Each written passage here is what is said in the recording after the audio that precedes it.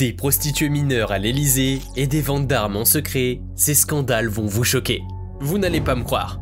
Bonjour les tortues et bienvenue sur cette nouvelle vidéo de Top Tortue. Comme toujours, n'oubliez pas de mettre un pouce vers le haut, de commenter et de partager cette vidéo. Ça aide la chaîne à se faire connaître. N'oubliez pas également de vous abonner et de cliquer sur la cloche pour être prévenu lorsque je sors une nouvelle vidéo. C'est parti pour notre top 10 des scandales de l'État français. Le 5e est hallucinant. Affaire des balais roses. Cette affaire fait froid dans le dos. C'est une affaire de mœurs pédophilie qui a eu lieu en 1959. Tout a commencé le 10 janvier lorsqu'un soi-disant policier fut accusé de détournement de mineurs. Quelques jours après, la police aurait avoué avoir organisé des rencontres avec des personnalités et des mineurs à divers endroits dans la région parisienne, notamment dans un pavillon mis à la disposition du président de l'Assemblée nationale, André Le Troquet.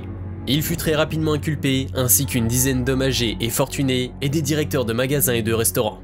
Un ancien chauffeur d'un service de renseignement du ministère de l'Intérieur se faisait passer pour un policier et piégeait des jeunes mineurs afin de les amener voir ses clients. Il leur donnait de l'alcool et de la drogue.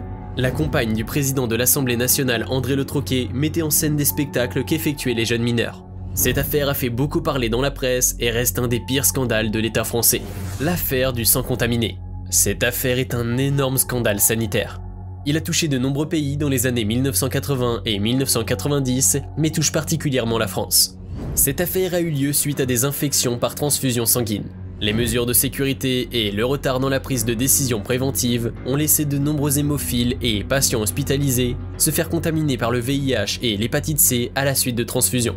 Cette affaire est considérée comme la première grave et profonde crise sanitaire de l'histoire française. D'après l'ancien président de l'Association française des hémophiles, plus de 1000 personnes sont mortes dues au sang contaminé.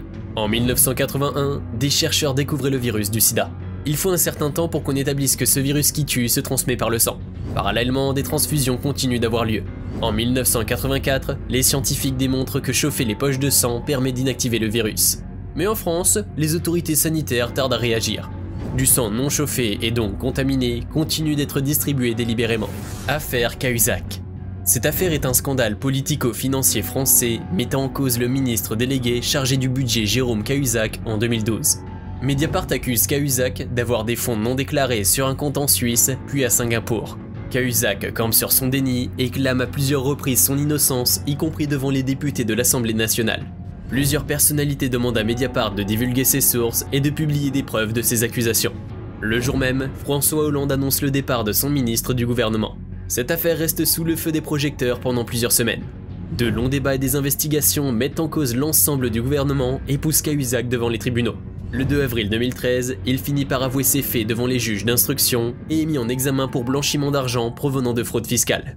En 2016, il est condamné à 3 ans de prison ferme mais décide d'interjecter appel à cette condamnation. En 2018, il est finalement condamné à 3 millions d'amende et 2 ans de prison ferme. Affaire Jeanne.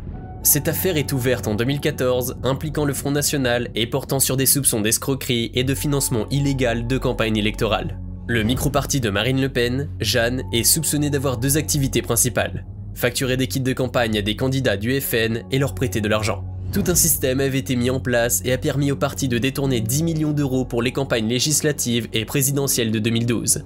Des kits de campagne étaient facturés 16 650 € aux candidats par l'entreprise Riwal. Les prix couramment pratiqués et établis par d'autres prestataires n'excédaient que rarement les 8 000 €.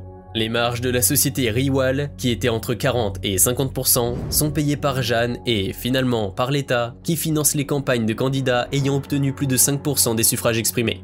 La société Riwal était dirigée par Frédéric Chatillon, qui est souvent présenté comme l'argentier officieux de Marine Le Pen.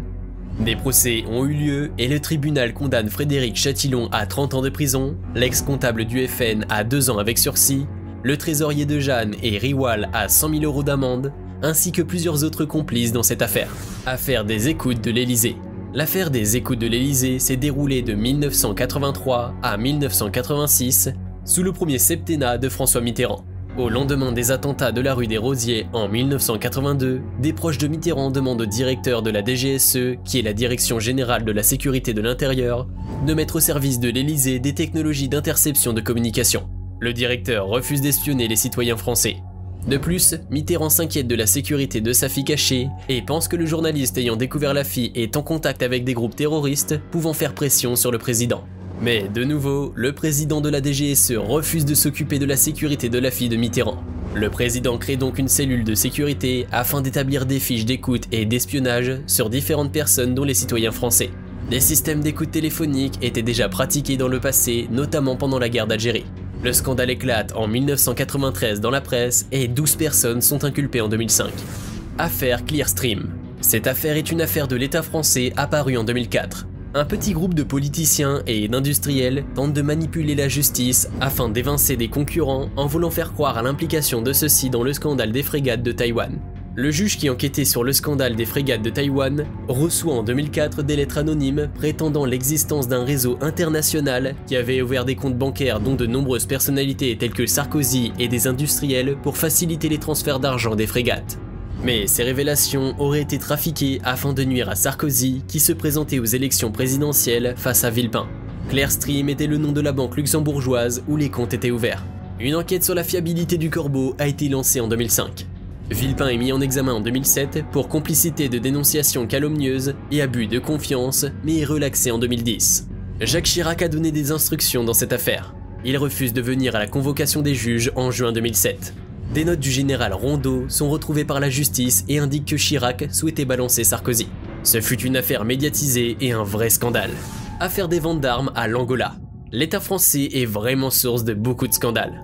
En voici un nouveau sur les ventes d'armes à l'Angola. Cette affaire concerne une vente d'armes soviétique d'un montant de 790 millions de dollars américains au gouvernement angolais en 1994.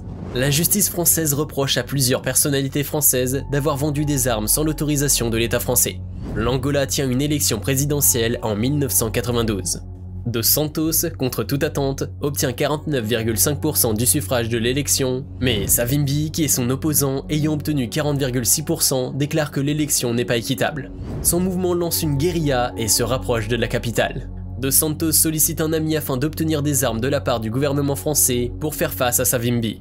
L'ami présente une offre à Mitterrand qui la décline et s'adresse à Pierre Falcon afin de livrer les armes. Pierre Falcon se fait passer pour un représentant du ministre de l'Intérieur et livre à travers des intermédiaires 500 millions de dollars d'armes achetées en Ukraine et en Tchécoslovaquie.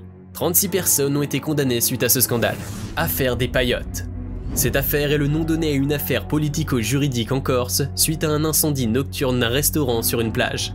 Début 1999, le préfet de Corse souhaite mettre fin à l'installation des paillotes, qui sont des restaurants en forme de hutte en paille sur le domaine public. Beaucoup d'entre elles sont soupçonnées de servir à blanchir de l'argent et financer des activités criminelles. Des bulldozers sont employés sur la plage afin de raser les huttes, mais les nationalistes s'interposent ainsi que des politiciens. Un blocage du port est organisé afin de soutenir les paillotes. Dans la nuit du 19 au 20 avril 1999, un incendie ravage des paillotes. Une enquête est lancée et des objets ensevelis dans le sable sont retrouvés appartenant à des gendarmes. Les zones donnent plusieurs versions contradictoires. Quelque temps après, des gendarmes reconnaissent avoir incendié volontairement la paillote et plusieurs personnes sont placées en garde à vue. Plusieurs personnes sont condamnées en 2005. Affaire Bruno Gollnisch. Bruno Gollnisch est un homme politique français, membre du Front National. En 2004, il organise une conférence de presse au cours de laquelle il conteste le choix du président de la commission, dont il rappelle l'origine juive et critique l'analyse classique de la Shoah. Il est professeur dans une université et plusieurs scandales ont éclaté suite à des propos antisémites qu'il avait eus. La presse a relaté ses propos et des médias ont alimenté la controverse. Un procès a eu lieu en novembre 2006 et reconnaît Gollnisch comme coupable. Il est condamné à 3 mois de prison. De nombreuses réactions politiques ont été suscitées par ses propos. Toute une guerre judiciaire est menée jusqu'en 2009 lorsque la Chambre des cassations tranche sur l'affaire. La Cour de cassation annule la condamnation de Bruno Gollnisch le 23 juin. Il a affirmé que cet arrêt est un procédé exceptionnel qui a été utilisé que 2 fois, ici et lors de l'affaire Dreyfus. Que pensez-vous de cette affaire? Affaire des faux électeurs du 3e arrondissement de Paris. Cette affaire est un scandale de fraude électorale qui aurait consisté à inscrire sur les listes électorales du 3e arrondissement de Paris des personnes qui n'y résidaient pas. Ceci devait assurer une victoire de la majorité RPR-UDF dans l'arrondissement aux élections municipales de 1989 à 1995. Dès 1989, le Canard enchaîné publie un article dénonçant des inscriptions illégales à Paris. En 1992, un premier rapport de gendarmerie confirme l'inscription frauduleuse d'électeurs sur la liste électorale du 3e arrondissement. D'après un ancien responsable de la section parisienne du RPR, Jacques Chirac voulait se racheter de son échec à la présidentielle de 1988 en remportant les 20 arrondissements de Paris. Une quinzaine de personnes sont mises en examen et l'affaire des faux électeurs est jugée en septembre 2006. 10 personnes sont reconnues coupables, mais les condamnations sont symboliques. Cette affaire reste un scandale de l'État et aucune personne n'a eu de peine d'inéligibilité. J'espère que cette vidéo vous a plu et que vous avez appris beaucoup de choses intéressantes. Nous sommes à présent à la fin de notre top 10 des scandales de l'État français. Si vous avez aimé la vidéo, n'hésitez pas à liker et laisser un commentaire. À bientôt.